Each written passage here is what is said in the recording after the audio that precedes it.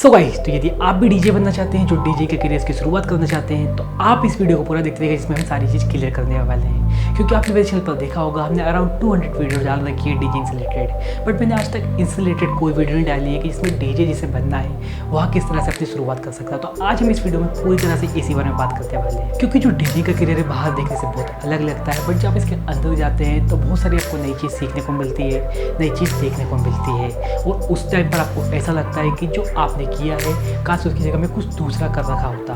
तो मैं आपको सारी चीज़ वीडियो में बताने वाला हूँ कि आप किस तरह से अपनी शुरुआत कर सकते हैं जिससे आपको बाद में प्रॉब्लम ना आए। So guys, welcome back to my channel DJ intelligence में आपका स्वागत है। आप इस वीडियो को पूरा देखते रहिए, जिसमें मैं आपको सारी चीज़ क्लियर करने वाला हूँ।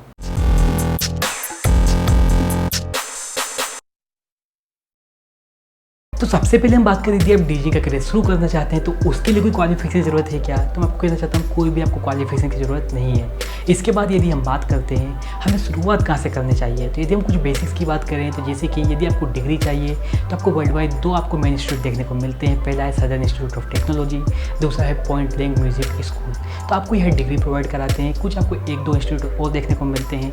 इसके अलावा यदि आप इंडिया में बात करें तो आपको कोई भी आपको डिग्री प्रोवाइड नहीं कराएगा, कोई भी आपको एकेडमी, कोई भी आपको इंस्टीट्यूट। इसके अलावा यदि हम बात करें आप इंडिया में करना चाहते हैं तो आप डिप्लोमा कर सकते हैं, आप सर्टिफिकेट कोर्स कर सकते हैं। बट यदि आप सर्टिफिकेट कोर्स कर लेते हैं, डिप्लोमा कर लेते हैं या डिग्री भी कर लेते हैं और उसके बाद जाएंगे आप विजिट करने बहुत सारी जगह, जैसे मोस्टली क्लब, बार या रेस्टोरेंट या और भी सारी जगह होती हैं। तो जैसे कि आपका नंबर आ चुका ट्रायल के लिए, तो वहाँ पर आपको इसे पूछेगा कोई आपसे क्या कि आपने कहाँ से कोर्स किया है, कौन सा कोर्स किया है, सर्टिफिकेट कोर्स किया है, डिप्लोमा किया है। तो मैं आपको कहना चाहता हूँ 99% टाइम कोई भी नहीं पूछेगा, और यदि कोई पूछेगा भी तो वह एक्स्ट्रा में पूछेगा। इसके अलावा मेन चीज़ क्या होती है, तो आप किस कॉन्टेक्ट के द्वारा आप आए हैं, आपने कहाँ पर एक्सपीरियंस लिया है, पहले कहाँ से आपने प्ले किया है, उसके बाद आती है मेन स्किल्स, आप किस तरह से ट्रायल देते हैं, प्ले करते हैं। वह सारी चीज़ आपको डिसाइड करती है कि आपको यहाँ पर जॉब मिलेगी या नहीं मिलेगी। तो हमारा बेस्ट ऑप्शन क्या है, हम किस तरह से जो हमारी डीजे करियर उसकी शुरुआत करें। अब हम यहाँ देखते हैं, तो सबसे पहले हम उनकी बात कर लेते हैं जो इंस्टीट्यूट से सीखना चाहते हैं, जिनके पास मनी है अपनी जो फीस है उसकी पे करने के लिए। तो जैसे कि यदि आप इंस्टीट्यूट या कोई भी एकेडमी विजिट करने जाते हैं तो आप उसे लास्ट क्वेश्चन यही पूछिए, यदि जब मेरा कोर्स कंप्लीट हो जाएगा तो आप मेरी जॉब लगवा पाएंगे कि नहीं लगवा पाएंगे। जो कि मुझे लगता है जो मोस्टली जो इंस्टीट्यूट है वहाँ आपको मना कर देंगे, बट यदि वो हाँ करते हैं तो आप ज़रूर वहाँ से कोर्स कीजिए। मुझे लगता है आपके लिए बेनिफिट रहेगा, क्योंकि आपकी डायरेक्ट जॉब भी लग जाएगी, जो कि आपकी मेन प्रॉब्लम है वह खत्म हो जाएगी। बट यदि वह इंस्टीट्यूट मना कर देता है तब आपको प्रॉब्लम हो सकती है, क्योंकि आपको पता है जो आपके बाहर है वहाँ भी कॉन्टेक्ट नहीं है। इसके अलावा इंस्टीट्यूट वालों ने भी कोर्स कंप्लीट करा दिया है और उनकी भी रिस्पॉन्सिबिलिटी अब खत्म हो चुकी है। तब आपको जॉब ढूंढने में प्रॉब्लम आ सकती है। बट यदि आपके साथ ऐसी सिचुएशन आती है तो आप क्या कर सकते हैं, तो मैं आपको कहना चाहता हूँ बहुत सारे डीजे ऐसे हैं जो पेड क्लासेस देते हैं, जो आपको कोर्स भी कंप्लीट कराएंगे और उसके साथ वह लगवा भी देंगे। तो यहाँ भी एक आपके ऑप्शन बेस्ट है, क्योंकि बहुत सारे ऐसे डीजे हैं जो कि बहुत सारे क्लब में उनकी पहचान है और उनको ज़रूरत पड़ती रहती है। तो वह आपको एक प्रकार से जॉब लगवा सकते हैं, और उससे आपका एक और फ़ायदा हो जाएगा, उनकी जो प्लेलिस्ट है वहाँ भी आपके साथ थोड़ी बहुत शेयर कर लेंगे, जिससे आपका ही फ़ायदा है, आपको प्ले करने में प्रॉब्लम नहीं होगी। और आपको बहुत अच्छे से एक प्रकार से समझ लीजिए उनके पास ज़्यादा स्टूडेंट नहीं है, सिर्फ उनकी रिस्पॉन्सिबिलिटी आप ही है। तो वह आपको अच्छे से ध्यान देके आपको सिखाएंगे भी,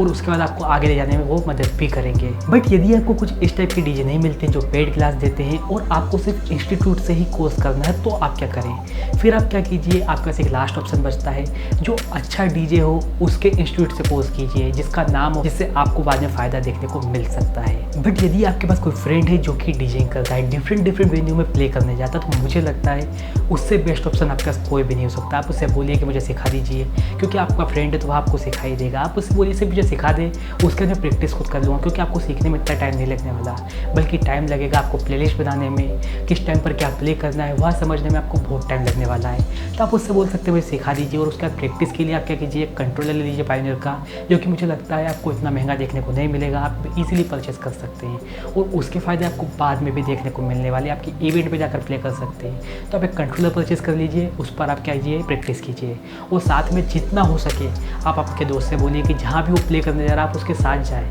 सिर्फ देखें कि किस तरह से वहाँ प्ले करता है, ऑडियंस किस तरह के गाने सुनना चाहती है, सारी चीज़ एक प्रकार से आप उसको नोटिस करें, जिससे आपका बाद में बहुत फ़ायदा होने वाला है, जिससे आपको इवेंट भी मिल सकते हैं, और साथ में यदि आपका फ्रेंड है उसकी अच्छी पहचान है तो वह आपको कहीं जॉब भी लगवा सकता है। तो यह सबसे बेस्ट ऑप्शन लगता है मुझे, यदि आपको डीजेइंग की शुरुआत करनी है तो।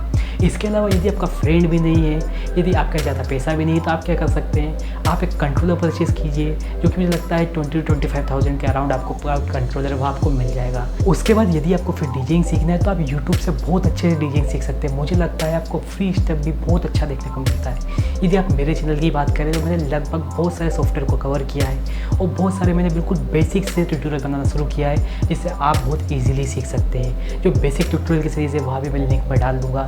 इसके अलावा मैंने एक लिंक और डाली हुई है जिसमें मैंने बताया कि कंट्रोलर के आपको क्या क्या फ़ायदे देखने को मिलते हैं, तो आप वहाँ वीडियो भी देख सकते हैं। मुझे लगता है यदि आप इस तरह सीखना चाहते हैं तो भी आप सीख सकते हैं, बट इसमें भी आपको एक प्रॉब्लम देखने को मिलती है। जैसे कि आपको पता है आपने अच्छे से सीख लिया घर पे ही, उसके अलावा आपने अपनी स्किल भी अच्छे से कर ली, बट यही सारी चीज़ आपको लोगों को नहीं पता। तो उसके लिए आप क्या करें, तो उसके लिए आप अच्छे से डीजे मिक्सेस बनाए जिसके लिए भी कंट्रोलर चाहिए होता है। जैसे कि मैंने आपको बताया इसका यहाँ भी फ़ायदा देखने को मिलता है, जिससे लोगों को पता लगेगा कि आप प्ले कर लेते हैं। बेसिकली आपको क्या करना है, जो अदर डीजे से उनको बताना है कि मैं प्ले कर लेता हूँ, ताकि जब भी उनको काम पड़े तो वह आपको बता सकें। उनको कम से कम कॉन्फिडेंस हो आप पर कि आपको काम देंगे तो आप बिगाड़ेंगे नहीं। तो कम से कम उनको पता होना चाहिए कि आप किस तरह से प्ले करते हैं। क्योंकि मैं आपको एक बात पहले ही क्लियर कर देता हूँ, मोस्टली टाइम क्या होता है जो डीजे की जॉब होती है अदर डीजे ही लगवाता है। तो आप क्या कीजिए, ऐसे बिगनर डीजे जितना हो सके आपकी फ्रेंड लिस्ट में डीजेस को बढ़ाइए, उनसे बात कीजिए, आपका उनसे व्यवहार अच्छा होना चाहिए। क्योंकि जिससे क्या होगा, जब भी उनके पास ज़्यादा काम आएगा तो वह आपको ही ऑफर करेंगे, जिसका आपका ही फ़ायदा है, जिसमें आपको ही काम मिलेगा। इसके अलावा यदि आप मुझसे कॉम्पिटिशन की बात करेंगे तो मैं कहना चाहता हूँ बहुत ज़्यादा आपको कॉम्पिटिशन देखने को मिलता है इस फील्ड में, क्योंकि आपको पता है इसमें कोई भी क्वालिफिकेशन की ज़रूरत नहीं है। इसके अलावा इसमें सब आ सकते हैं। तो आपको पता होना चाहिए आपकी स्किल्स अच्छी हो, क्योंकि आपके पास पता है आपका ना साउंड सिस्टम है ना आपका म्यूज़िक है जो आप प्ले कर रहे हैं। तो इस बात का आपको ध्यान रखना है। यदि आप सिर्फ डीजे हैं तो आपकी स्किल्स अच्छा होना चाहिए और उसके अलावा आपकी ब्रांडिंग भी आपको अच्छी करनी है, जिससे क्या होगा, आपके क्लब को फ़ायदा होगा, आपके बार को फ़ायदा होगा, आपके एक प्रकार से आप जहाँ भी हैं वहाँ के ओनर को फ़ायदा होगा। तो उसके लिए आपकी जो जॉब है आपकी वह बची रहेगी, जिससे आपको कोई भी प्रॉब्लम नहीं होने वाली।